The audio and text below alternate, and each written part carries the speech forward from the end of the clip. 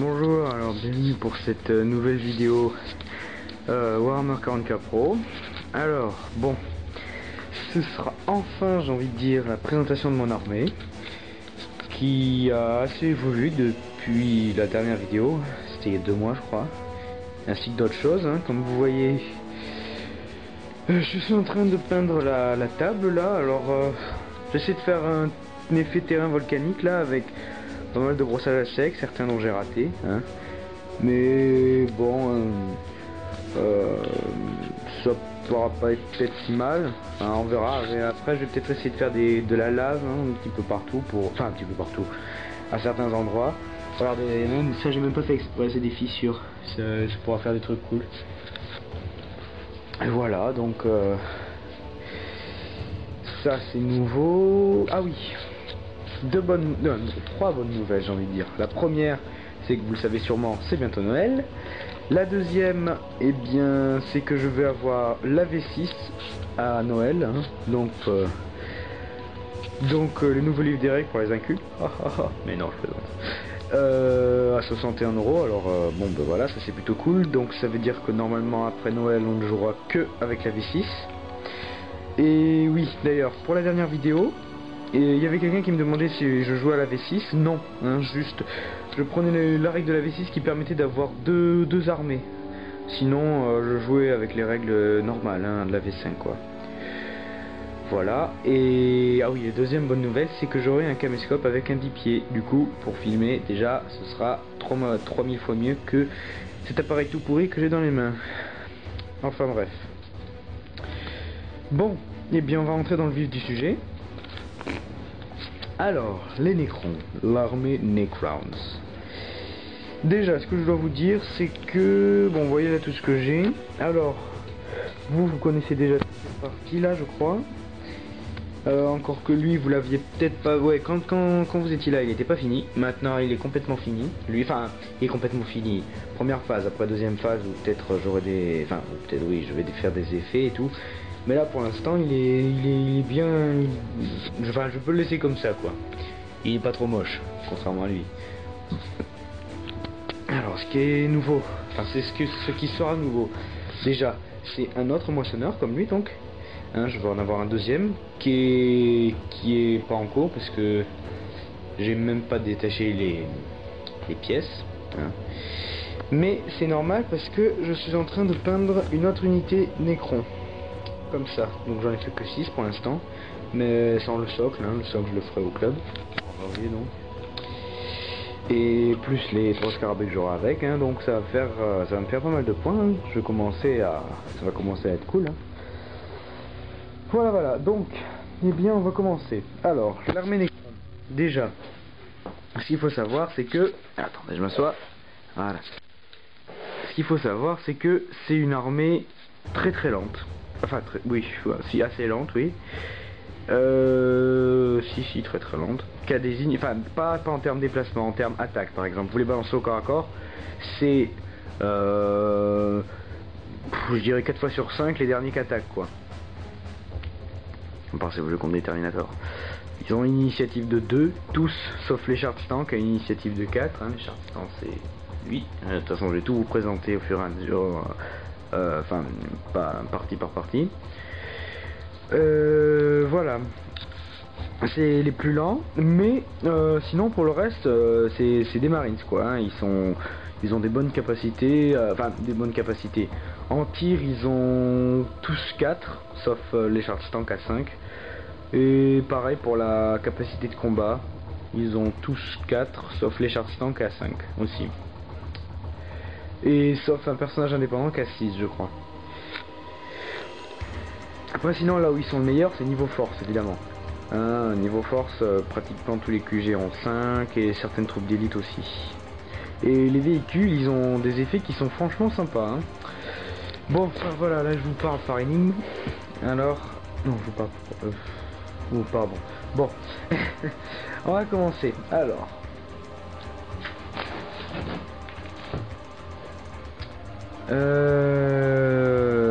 oui, donc, on va commencer les guerriers Necrons. hein, troupe de base la plus basique, c'est nul. Alors, ils ont capacité de combat 4, capacité de tir 4, force 4, endurance 4, 1 PV. Ensuite il manque quoi? Une initiative de 2, hein, oui. Un commandement de 10, tous les nécrons, commandement de 10, tous les nécrons, hein, tous sans exception. Et une sauvegarde armure de 4+. Et je crois que j'ai rien oublié. Non, j'ai dû rien oublier. Bon, alors bon bah... D'ailleurs, comme vous voyez, enfin, oui, je crois que vous l'avez déjà vu la dernière fois, hein. Oh putain, c'était vraiment dégueulasse. Alors, la lame que vous voyez ici, ainsi que l'avant du crâne, hein, par l'arrière, les épaulières, les poignets, le petit machin là sur l'arme, je sais pas trop ce que c'est. Enfin bon, ça me plaît donc je l'ai peint. Sont en Shining Gold. Hein. J'avais envie. Je trouve que ça rend plutôt sympa. Mais j'ai pas fait sur tout, il me manque ces deux-là. Ensuite, que puis-je dire pour eux? Bon, bah, des troupes basiques quoi. Ils ont des fusils à fission. Bon, les fusils à fission c'est bien. C'est pareil qu'un bolter, c'est-à-dire force 4, pas endurance. Force 4, PA 5, tir rapide 24 pouces. Ah oui, mais comme c'est des armes fission, la règle fission permet de faire un dégât superficiel sur un véhicule. La règle fission permet de faire un dégât superficiel sur un véhicule sur un résultat de 6 sur le dé pour pénétrer le blindage. Voilà.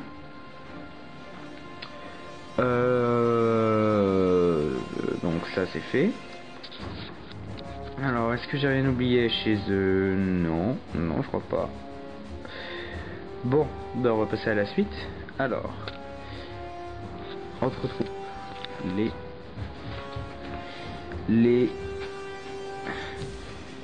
immortels. Donc, alors,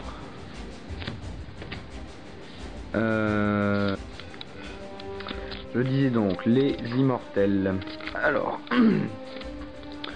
excusez-moi pour ce petit bug. Il risque peut-être d'y en avoir d'autres, hein, je sais pas. Cet appareil est un peu bizarre par moment. Alors oui, d'ailleurs, avant de vous parler des immortels, je vais vous parler d'une règle assez commune à presque toutes les unités Necron. C'est la règle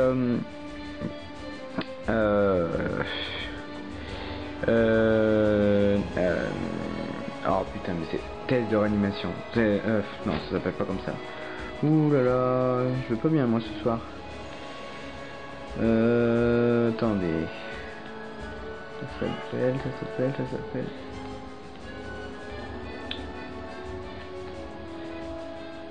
Protocole de réanimation, voilà. Ouh là là.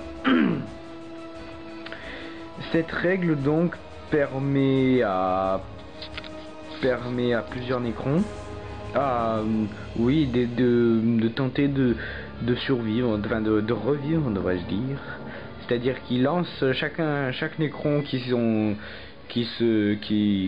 subi une perte au tour précédent. Attendez, non c'est nul ce que je viens de dire. Chaque Necron qui sont morts au tour précédent, oui, on va faire plus simple et plus clair. Et bien pour chacun de ceux-là, je lance un dé et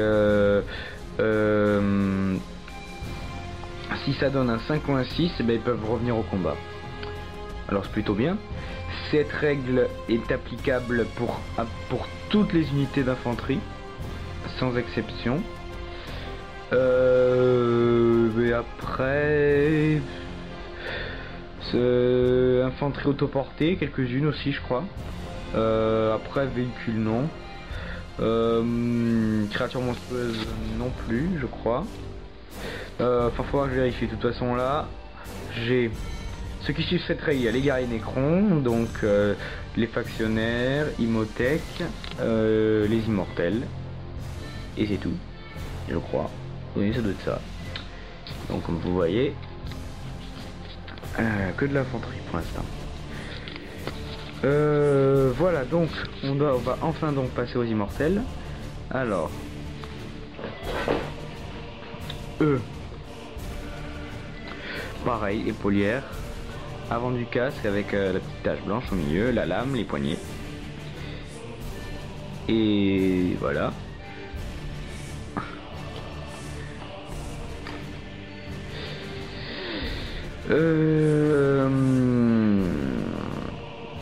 Donc, les immortels, c'est pareil que les guerriers Necrons, sauf qu'ils ont une sauvegarde d'armure de 3+, ce qui est mieux, et qu'ils ont des fusils à fission lourds.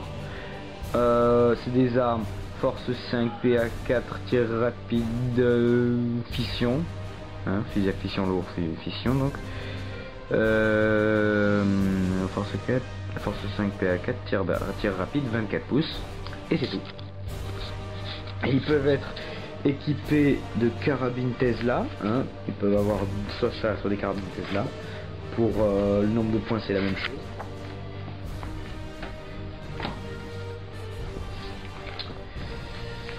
Attendez que je retrouve. Ah voilà.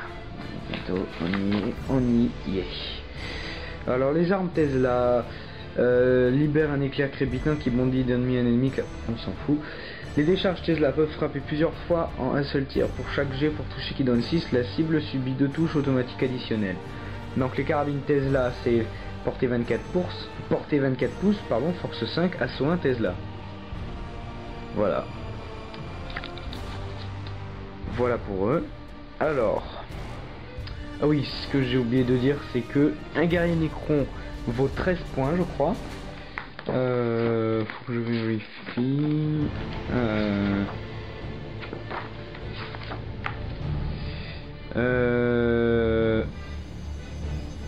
13 points par figurine, voilà, pour les guerriers d'écran. Et pour les immortels, c'est 17 points.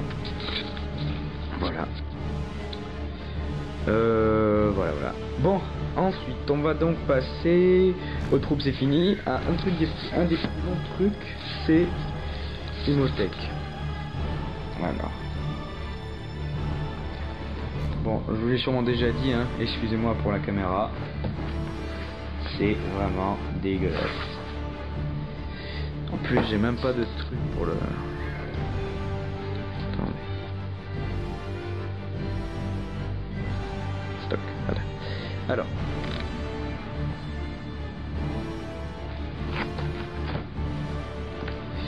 Donc Imhotep, le Seigneur des Tempêtes, 225 points.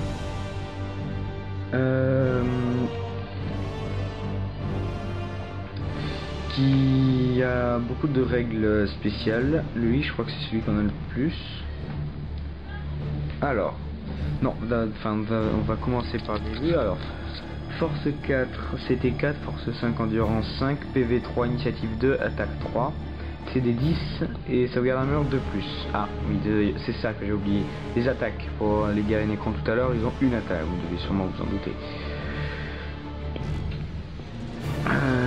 Voilà, alors. Type d'unité, c'est infanterie. Équipement. Il a un gantelet de feu. Qui a un lance-flamme qui lui permet de relancer au corps à corps CG pour blesser et pour toucher. Très pratique. Disrupteur de phase, phylactère trame sempiternel, 2 de ces machins permettent de lui conférer une sauvegarde de 2+, une invulnérable à 3+, et une autre permet de ressusciter grâce au protocole de réanimation avec un des 3 points de vie plutôt que 1 point de vie.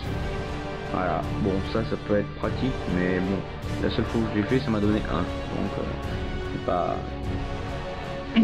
C'est assez rare déjà quand il réussit son test. Excusez-moi. Alors, ensuite en équipement il a aussi une nuée de Danos Scarabée. Bon là je vais beaucoup lire, hein. Alors je vais essayer de centrer la caméra, l'appareil. Alors pas du mieux que je peux, hein. Au début du premier tour de jeu, déterminez aléatoirement une unité non véhicule de l'armée adverse. Cette unité est infestée de nanoscarabées et toute meute de dépeceurs entrant en jeu en tant que profondeur dans un rayon de 6 pouces de celle-ci ne dévie pas. Donc cette règle ne me sert à rien, puisque je n'ai pas de dépeceur et que je ne compte pas en avoir. Pour l'instant, c'est vraiment pas ma priorité et je suis même pas sûr que ça le sera un jour. Voilà. Ensuite, le bâton du destroyer, qui est une arme force 6 PA1 assaut 1, une seule utilisation. Et en fait, c'est un bâton. On lance 2d6, ça nous donne une mesure en pouces. On trace une ligne droite entre les deux, donc le point qu'on va atteindre par rapport à celui de départ. Et toutes les unités qui se trouvent en dessous sont touchées. Hein, vous devez sûrement connaître ce genre de type d'arme.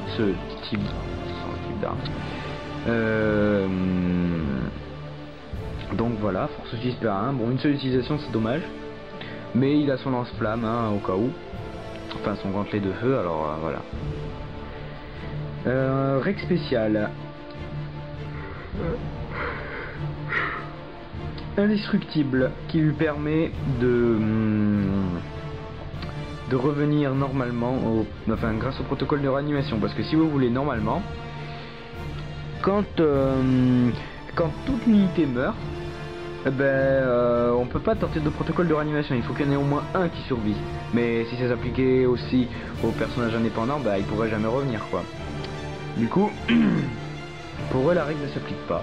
Et c'est en ça que consiste la règle indestructible. Personnage indépendant, donc Faeron, qui lui permet d'être implacable. Protocole de réanimation, donc. Et ensuite, il a défaite humiliante. Si un personnage perd son dernier point de vie des suites d'une attaque d'Imhotep au corps à corps, lancez un D3. Imhotep compte comme ayant infligé autant de blessures supplémentaires pour le calcul du résultat du combat. Stratégie hyper logique. Une armée incluant Imhotep, le Seigneur des Tempêtes, prend l'initiative sur un résultat de 4+. Toutefois, les pauvres parviennent toujours à confondre les plans d'une manière ou d'une autre, et une armée incluant Imhotep ne pourra jamais prendre l'initiative face aux orques. Voilà, voilà. Et Seigneur de la Tempête. Alors, si votre armée inclut Imhotep, le Seigneur des Tempêtes, les règles de combat nocturne s'appliquent automatiquement au premier tour de la partie. En outre, vous pouvez tenter de maintenir les règles de combat nocturne en lançant un des 6 au début de chaque tour de jeu après le premier. Si le résultat est plus haut que le tour, la tempête continue.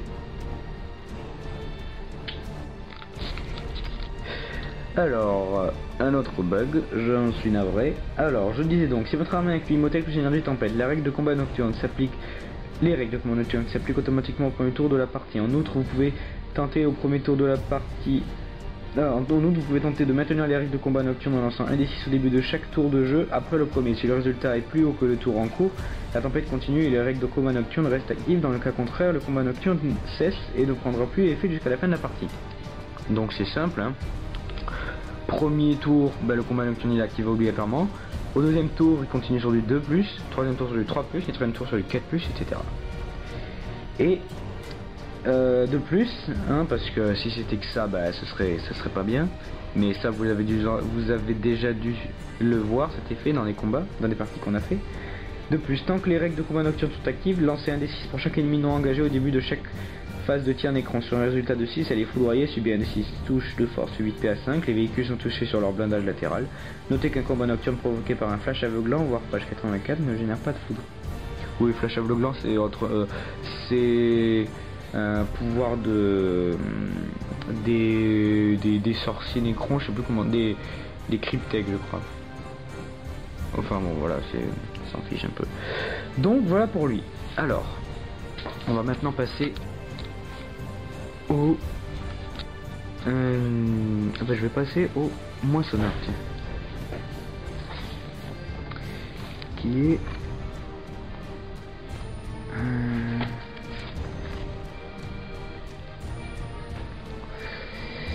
est là. Donc le moissonneur, un véhicule de transport donc, équipé de fusils à fission, destructeurs Tesla jumelés. Donc la règle Tesla, je vous l'ai dit tout à l'heure, qui sont force 7, sans PA. C'est ça le seul problème avec les armes Tesla, c'est qu'ils n'ont pas de PA. Sinon, le reste c'est bien. Assaut 4, ça c'est génial. Contre l'infanterie, ça fait bobo. Et en plus, elle a une règle spéciale arc. Enfin, ça se nomme arc. Une fois le tir initial résolu du destructeur Tesla, jetez un D6 pour chaque autre unité amie ou ennemi engagée ou non dans un rayon de 6 pouces de la cible. Sur un résultat de 6, cette unité subit un D6 touche automatique de force 5 sans PA. Voilà. Alors, vous vous demandez peut-être comment le véhicule peut les embarquer. Eh bien, c'est tout simplement par ici. Alors, c'est pour cela que le véhicule, s'il est détruit, les unités n'effectuent pas de débarquement d'urgence. Elles vont en réserve en fait. Ça peut être avantageux et désavantageux, ça dépend. Moi d'ailleurs, je crois qu'un jour cette règle, j'en ai passé outre sans faire gaffe et je m'en excuse. J'essaierai de faire gaffe la prochaine fois. Pardon. Alors, il peut transporter 15 figurines. Il peut transporter de l'infanterie autoportée, chaque figurine compte pour 2. Des motojets, chaque figurine compte pour 3. Et s'il est détruit, l'unité embarquée n'effectue pas de débarquement d'urgence et est placée en réserve. Mais ne peut alors pas effectuer de frappe en profondeur. Voilà, c'est ce que je vous ai expliqué en fait. Par contre, pour des... Ouais, je suis en train de voir. Ouais, voilà. Alors... poste de tir requin. Point d'accès, l'entrée en dessous, l'entrée, le trou de verre, oui voilà. Règle spéciale, frappe en profondeur, métal organique.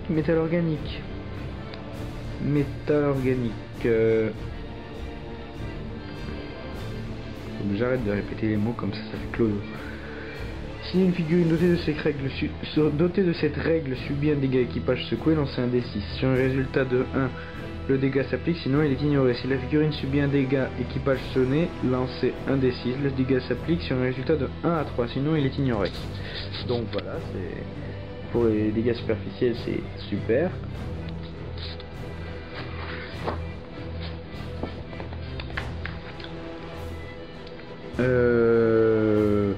Ensuite, assaut aérien. Moissonneur qui s'est déplacé à vitesse de manœuvre peut tirer avec toutes ses armes. Ça c'est bien. Et moissonneur en vitesse rapide peut se déplacer de jusqu'à 36 pouces. Oui, parce que je vous ai pas dit, c'est un véhicule rapide et antigrave. Antigrave, vous savez, rapide, voilà. Donc 36 pouces, je sais pas si vous vous rendez compte, ça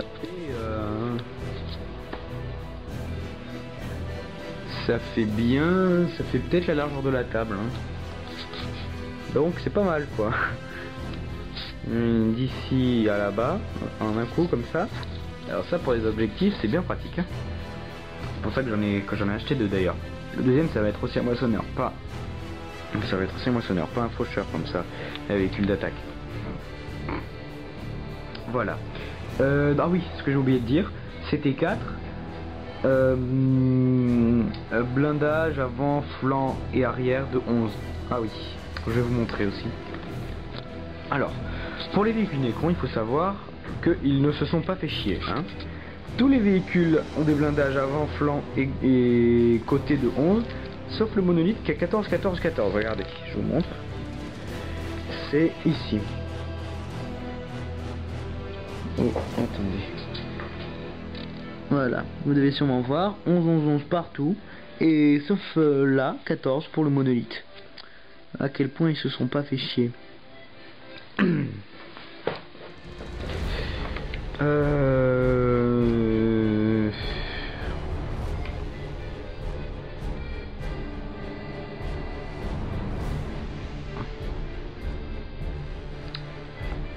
Et c'est tout pour lui. Alors on va passer aux élites. On va d'abord commencer par le plus long.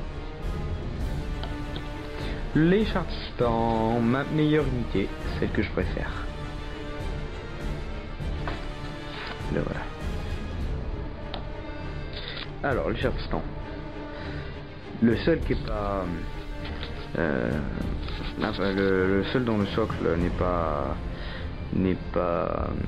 Enfin où il n'y a pas de l'herbe dessus, je sais plus comment on dit. Enfin à part eux, mais bon eux... enfin voilà quoi. Alors, lui tout en doré, hein, sauf que j'ai essayé de faire un brossage à sec sur le drap là, je sais pas si ça se voit, mais je l'ai un peu chié, alors je vais peut-être recommencer. Il y a des mecs qui me disent qui me conseillent, des potes qui me conseillent de faire autrement, mais enfin on va voir. Déjà, alors, c'est une créature monstrueuse, capacité de combat, capacité de tir 5 chacune. Voilà.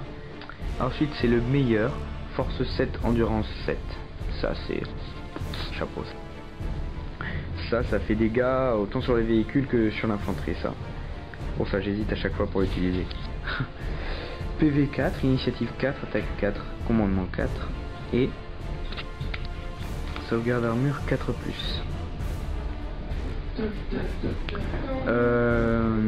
Sauvegarde armure 4+ et invulnérable à 4+.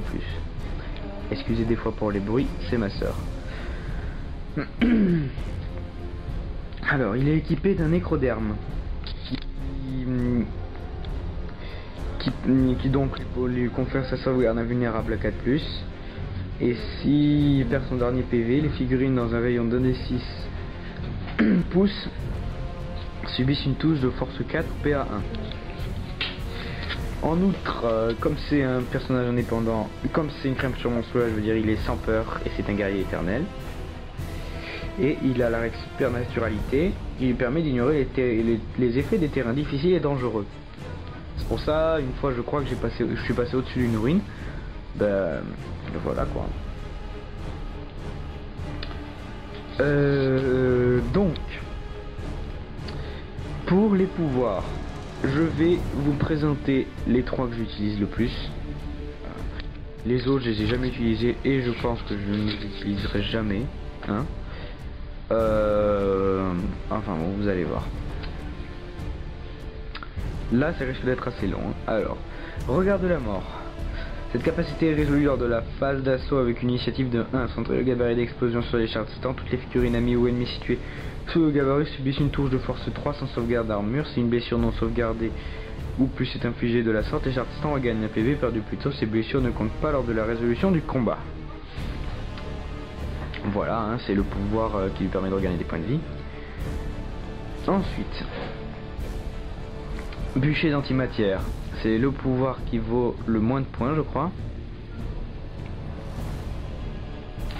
Portée 18 pouces, force 4, 100... Excusez-moi encore, je disais donc portée 18 pouces, force 4, 100 PA, assaut 8. Assaut, voilà, enfin c'est l'assaut 8 moi qui me plaît, hein. Le reste c'est sûr que c'est pas terrible, mais bon, 8 touches quand même, surtout qu'il a une capacité de tir de 5. Ça fait du 2+, sur 8 touches, c'est pas mal quoi. Ça fait des dégâts, on dirait pas, mais si. Je crois qu'il vaut que 15 points ce pouvoir. Alors que le regard de la mort, c'est celui qui en vaut le plus, il vaut 50, je crois. Ensuite, décharge transdimensionnelle, donc c'est l'autre pouvoir, portée 24 pouces, pardon, de force 9, PA2, assaut 1. Voilà, les 3 que j'utilise le plus. Ensuite, je vais vous dire les autres dans l'ordre, hein, et je vais lire, alors suivez bien. Caresse anthropique. Les attaques de corps à corps de l'écharpement suivent la règle spéciale frappe anthropique. Frappe anthropique qui, je ne voulais pas expliquer. Toute figurine qui perd un ou plusieurs PV à cause d'une arme dotée de cette règle perd sa sauvegarde d'armure jusqu'à la fin de la partie. Sa caractéristique de sauvegarde d'armure passe à rien. Pour chaque touche qu'un véhicule subit de la part d'une arme dotée de cette règle spéciale, lancez un D6 à la fin de la phase de jeu. Pour chaque résultat de 4+ obtenu, le véhicule perd un point de blindage sur tous ses côtés jusqu'à la fin de la partie. Un véhicule dont au moins un des côtés voit son blindage réduit à 0 subit un dégât détruit et passe. Donc c'est grâce à ça que j'ai pu réduire le blindage d'un Land Rider à 5 avec les scarabées. J'ai envie de dire génial.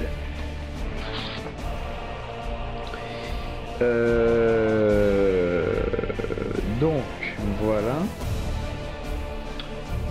Non merde, je l'ai fait.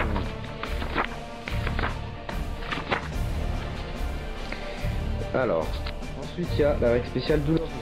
Donc les chartes sont présentes sur la table de jeu. Tous les terrains difficiles comptent également comme dangereux pour l'ennemi. Si le terrain en question est déjà dangereux, le test sera raté sur un résultat de 1 ou 2 au lieu de 1. Voilà. Flèche du temps. Désigner une figurine en contact socle à socle avec les artisans lors de l'étape d'initiative du stand. Cette figurine doit réussir un test d'initiative ou être tirée comme perte sans aucune sauvegarde d'aucune sorte. Après, grande illusion. Après que toutes les forces sont déployées et que les mouvements scouts ont été effectués, jetez un D3. Le résultat indique le nombre d'unités amies sujettes aux règles normales de déploiement de la mission que vous pouvez immédiatement redéployer. Ce pouvoir peut servir à placer des unités en réserve ou à les faire rentrer en jeu. Modeleur de monde d'une autre attaque de tir, la dernière d'ailleurs. Portée 24 pouces, force 4, assaut 1, grande explosion. Nuée de particules spirituelles. Les chartistans comptent comme ayant des grenades offensives et défensives et bénéficient de la règle spéciale discrétion. Paradoxe gravitationnel. Tous les véhicules ennemis dans un rayon de 6 pouces de l'échartistan traitent tous les terrains comme dangereux. Effectuez un test dès que le véhicule arrive à 6 pouces de l'échartistan. De plus, tant que l'échartistan est présente sur la table de jeu, oui, on dit présente, hein, c'est une femelle. Hein. C'est féminin, c'est une échartistan. Les unités, donc, tant que l'échartistan est présent sur la table de jeu, les unités adverses tentent d'effectuer une frappe en profondeur dans un rayon de 6 pouces de l'échartistan subissent automatiquement un incident de frappe en profondeur si leur jet de déviation donne un double, que le dé de dispersion donne hit ou non. Voilà, alors j'articule pas bien, c'est pas bien. Le regard de la mort, j'ai déjà expliqué. Le dernier, c'est Seigneur de la Fournaise, le plus pourri, je pense. Toutes les armes de type... Ils ont fait une faute, regardez ça. Normalement c'est toutes les... Oh, attendez, vous voyez pas bien. Ah si, là ça va mieux. Normalement c'est toutes les armes de type lance-flamme et tout, alors que là ils ont mis toutes les... Oh, il manque quelque chose, les bolos. Je disais donc, toutes les armes de type lance-flamme et fusion, y compris les rayons incendiaires, crameurs, carbonisateur, canon inferno, incinérateur, ainsi que toutes les armes décrites comme basées sur le feu ou les flammes, activées dans un rayon de 12 pouces de l'échartistan, risquent d'exploser. Jetez un D6 chaque fois qu'une de ces armes est utilisée à portée. Un résultat de 1 indique que l'arme est détruite. Une figurine autre qu'un véhicule est retirée comme perte. Si l'arme est montée sur un véhicule, elle compte comme une arme... oui, si l'arme est montée sur un véhicule, elle compte comme une arme détruite. Les tirs seront perdus dans les deux cas. Bon, et bien voilà pour lui. Je vais essayer que j'ai rien oublié. Non, je ne pense pas. Ah oui, si, ce que j'ai oublié de dire, c'est que il ne peut avoir que deux de ses pouvoirs. Et c'est un personnage qui vaut 171 si je ne m'abuse, points. 175 points. Ah, attendez que je regarde. Ah merde, je suis allé trop loin. 185. Voilà pour lui. Alors on va passer au second élite. Jamais une prière parce que c'est pas pratique. Hein. Et le codex là pour lire.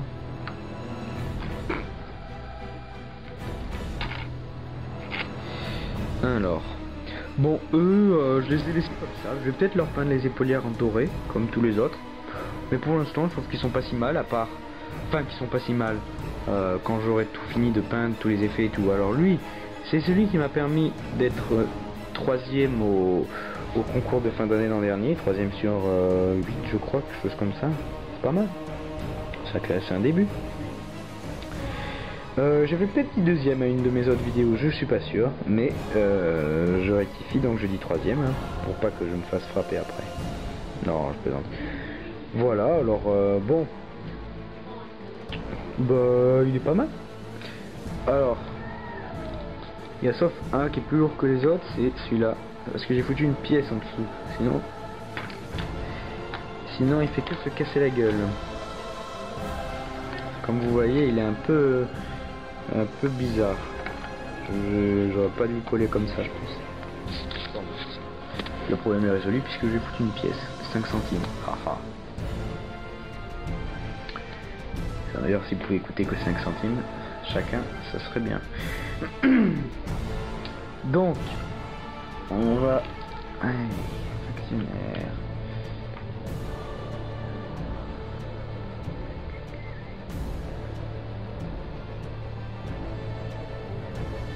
Là.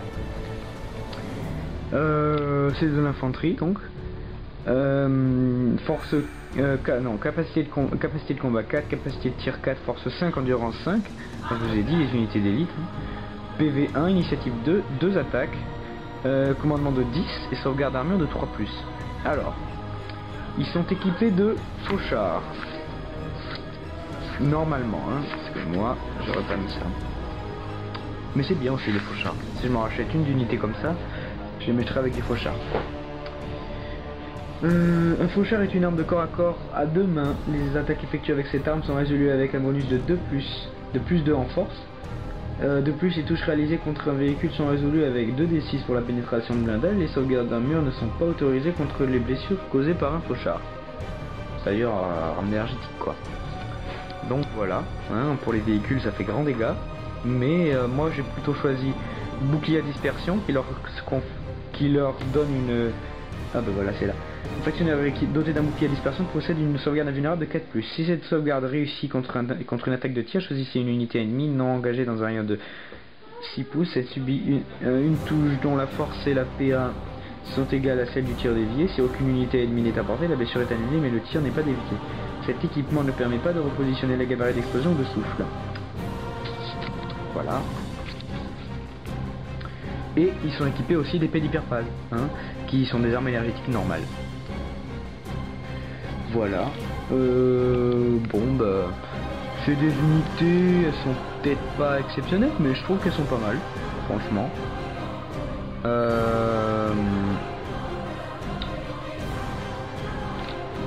Rebug, je suis désolé. Alors je disais que ces unités étaient donc pas trop mal quand même. Moi je trouve, hein, elles sont pas exceptionnellement fortes, mais bon, elles sont pas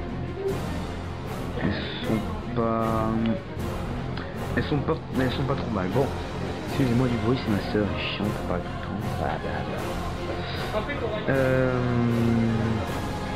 Alors, on va donc passer au soutien.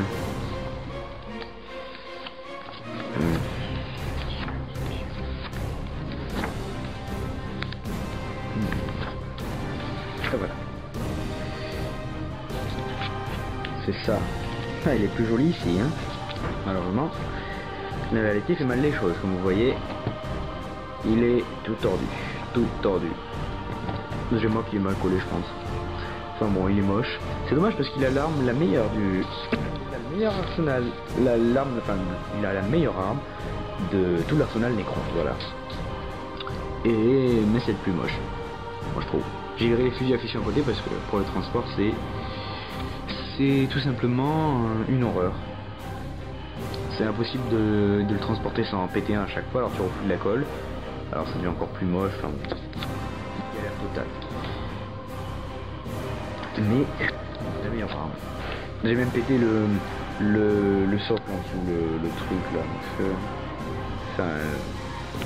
enfin bon, il faut que je foute à la benne, faites-moi penser à foutre à la benne. Alors, donc 2 bordées de fusil à fission, 5 de chaque côté, non, 5 de chaque côté normalement, mais je les utilise jamais, donc carrément déséquilibre. Canon du jugement dernier, déjà le nom fait peur. Alors, quand il bouge, oui, quand il vient de bouger, la portée du canon est 24 pouces, la force 7, la PA 4, lourde 1 et explosion, petite explosion. Et quand il bouge pas, faites bien attention, 72 pouces. Alors 72 pouces, je sais pas si vous vous rendez compte, hein, ça fait... ça va faire plus de la longueur de la table. Alors enfin bon, ça c'est 72 pouces, ça doit être bien utile, surtout dans les parties apocalypse. Bon là c'est pratique aussi, hein, mais voilà. Force 9, PA 1 et lourde 1, grande explosion. Donc vous l'avez déjà sûrement déjà à l'œuvre, hein. Alors ça fait mal, ça fait bien mal. Métal organique que j'ai expliqué tout à l'heure. Voilà. Ah d'ailleurs, attendez, excusez-moi, je crois que j'ai oublié quelque chose. Non, ça on va vérifier quelque chose. Donc voilà, hein, donc véhicule découvert et antigrave. Donc blindage 11-11-11, comme j'ai dit tout à l'heure. Et voilà. Bon, fini pour lui. Ah, il vaut 175 points. Et les factionnaires valent 40 points chacun. Oui, 40 points chacun avec le fauchard. Et 45 s'ils sont équipés de hyperpass bouclier dispersion comme ici donc. Voilà. Attendez, je vérifie quand même. La moyenne nomade ne fait pas de témoignage.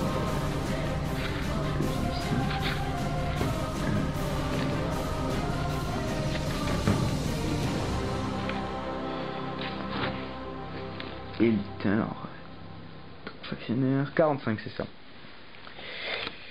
Alors, le plus beau, le plus cool, le plus... Oh, le monolithe. Oh yeah. Oh, il écrase tout. Pourquoi je peux le laisser... Oh, je peux le laisser là, juste. Le toc.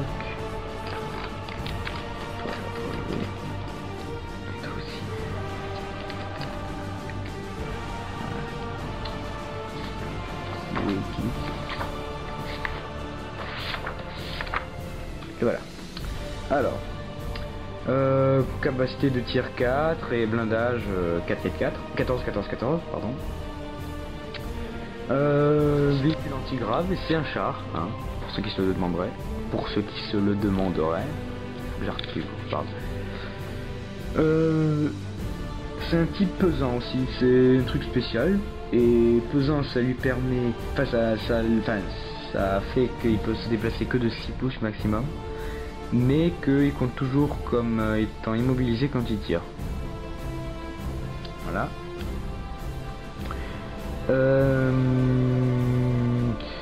Équipement 4 projecteurs à fission. Les deux trucs, ceux-là et ceux derrière. Et qui sont donc des armes force 5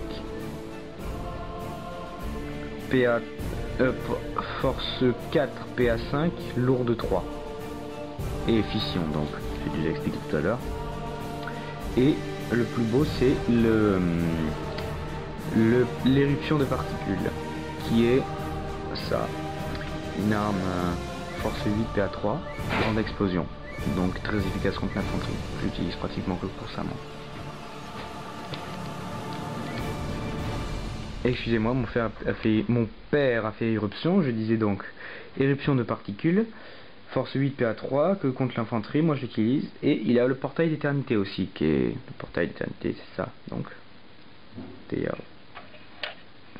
Voilà. Alors, il peut utiliser soit en corridor dimensionnel. Au début de la phase de mouvement, choisissez une unité à Minécron sur le champ de bataille ou en réserve qui n'est pas engagée au corps à corps et autre qu'un véhicule. Celle-ci quitte immédiatement sa position et débarque du portail du monolithe. Cette action est traitée comme un débarquement depuis un véhicule s'étant déplacé à vitesse de combat, à ceci près que toute figurine qui ne peut pas être placée est retirée comme perte. Ou en seuil de l'exil. Le seuil de l'exil est traité comme une attaque de tir. Toutes les figurines ennemies, pas les unités dans un rayon de 6 PS du portail ayant une ligne de vue sur celle-ci, doivent immédiatement réussir un test de force. Les figurines sans valeur de force subissent automatiquement...